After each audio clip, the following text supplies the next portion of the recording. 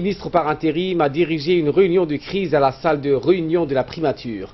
Cette réunion a réuni autour d'une table plusieurs membres du gouvernement, dont le ministre de l'économie et des finances, le ministre de l'Intérieur, la secrétaire d'État aux affaires sociales, la secrétaire d'État au logement, le ministre délégué à la décentralisation et le ministre de l'Éducation nationale. Au cours de cette réunion, il a été évoqué du plan d'aide aux sinistrés de l'incendie. Une première aide a été donc prise en charge hier. Celle-ci se poursuit pour venir en aide à ces Djiboutiens en situation de détresse. Rappelons qu'hier, la commune de Balbala a été le théâtre d'une série d'incendies qui a ravagé des centaines d'habitations. Les victimes ont été logées dans deux écoles primaires, à savoir Balbala 3 et Balbala 7. Et après la sortie de la réunion de crise portant sur la planification et la gestion de secours aux victimes de l'incendie, ce matin à la primature, le ministre de l'Intérieur, Hassan Omar Mohamed, a annoncé que les dégâts matériels avec plus de 150 habitations détruites par les incendies sont considérables, mais Dieu merci, on ne déplore pas de victimes humaines. Les services de secours et les différents secours ont réagi rapidement pour maîtriser les trois incendies. Le ministre a félicité les sapeurs-pompiers de la protection civile pour la qualité de leur intervention et leur professionnalisme qui ont permis la maîtrise des incendies malgré un vent violent de Khamsin. Le ministre de l'Intérieur a ajouté également que le président de la République a donné des instructions fermes pour soutenir les victimes des trois incendies de Balbala hier. Il a enfin conclu que le président reste engagé aux côtés des sinistrés. Et dans une interview, le ministre de l'économie et des finances chargé de l'industrie, M. Ilyas Moussa Dawale, a rappelé qu'un plan d'aide d'urgence a été mis en place afin d'aider ces familles victimes du sinistre d'hier. M. Ilyas Moussa Dawale a indiqué que le chef de l'État a donné des instructions claires à plusieurs membres du gouvernement pour assister les victimes de l'incendie de Balbala. Il a appelé à tous les Djiboutiens de faire preuve de civisme en apportant une aide à ces familles pour leur témoigner de leur solidarité. Et de son côté, le Premier ministre par intérim et ministre de la Justice, Moumin Ahmed Cher, a indiqué que la réunion d'aujourd'hui consistait à mieux coordonner l'aide qui sera remise aux sinistrés. Moumin Ahmed Cher est revenu sur l'ampleur de l'incendie qui a frappé, rappelons-le hier, 3 quartiers de la commune de Balbala. Il a rappelé également que c'est la première catastrophe enregistrée d'une telle ampleur enregistrée sur le territoire national. On l'écoute. On a tenu aujourd'hui à la primature une réunion de crise sur l'incendie d'hier.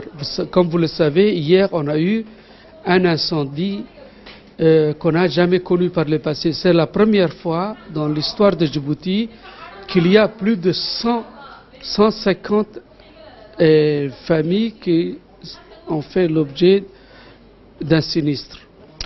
Ce sinistre nous avons réussi à le maîtriser et comme vous le savez aussi, le Khamsin a aidé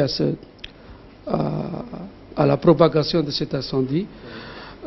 Aujourd'hui, nous sommes au stade de la planification de l'après-crise. Nous sommes en train de planifier comment va se dérouler l'après-incendie, c'est-à-dire comment faire pour comment assister les gens. Nous avons étendu la cellule de crise à 3 jours pour voir un peu plus clair et comment voir le site.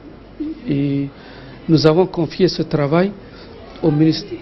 Le travail d'assistance des sinistrés a été confié au ministère de l'Intérieur et au ministère de la Solidarité.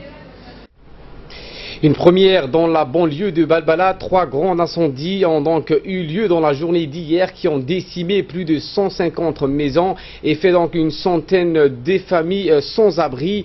Les sinistrés sont conduits rapidement dans les établissements scolaires de la commune de Balbala. Au lendemain du drame, les aides de première nécessité s'organisent, organisées par les autorités compétentes, reviennent aux sinistrés. Le premier secours provient essentiellement des institutions, des particuliers généreux qui viennent donc avec des vivres, des couvertures. La secrétaire d'État aux affaires sociales, Mouna Ousmane, et Madame le maire de la ville, Fatouma Ousmane, coordonnent simultanément et conjointement ces efforts de supervision pour la livraison de ces biens et des denrées alimentaires qui proviennent des établissements, donc des donneurs djiboutiens. La commune de Balbala et les établissements scolaires donc sont les foyers aujourd'hui de ces sinistrés. Il est nécessaire donc de se montrer solidaire et aider ceux qui ont tout perdu dans le feu d'hier. Et après le drame qui a touché les habitants de la commune de Balbala, les autorités étatiques ont organisé des urgences, une réunion suite à l'incendie qui a ravagé 3 quartiers de la commune de Balbala, à savoir quartier 4 mètres, cité Balouaro et Balbala 6. Cette réunion de concertation présidée par le président de la commune de Balbala, Waber Nour Eleye, a vu la participation des sous-préfets de Balbala, des élus locaux, du conseil de quartier ainsi que des chefs de quartier et des OCAL. Et cette réunion a fait un tour d'horizon sur la situation qui prévaut après cet incendie ravageur qui a détruit environ 150 logements. Sensibilisation, solidarité, travail sont le mot d'ordre sur le terrain d'une manière constante et régulière. Telle a été donc la priorité de cette réunion d'urgence. Santé donc à présent un atelier de formation sur le projet de développement dans le thème et évaluation du programme et la surveillance clinique et électronique des grossesses à risque à l'accouchement dans les maternités de Djibouti a été organisé ce matin dans la salle de réunion de l'hôpital de Dar al-Hannan. Était présent dans cet atelier de formation le directeur de l'unité de gestion du projet Adan Hussein, la directrice de la maternité de Dar al-Hannan, Madame Zahra Moussa. Cet atelier de formation fait suite à un financement de la Banque islamique de développement initié par le ministère de la Santé en étroite collaboration avec les pays frères et amis, donc le Maroc, dans le but est de former les médecins généralistes des centres de santé ainsi que les sages-femmes des maternités de la surveillance clinique et électronique des femmes à risque lors de l'accouchement dans les maternités de Djibouti. Dans le cadre donc de cette prise en charge de la santé maternelle et néonatale infantile, cet atelier a été donc le programme de projet porte sur 3 volets, à savoir la formation des personnels soignants, l'acquisition des matériels médicaux et enfin le suivi et l'évaluation de ce projet.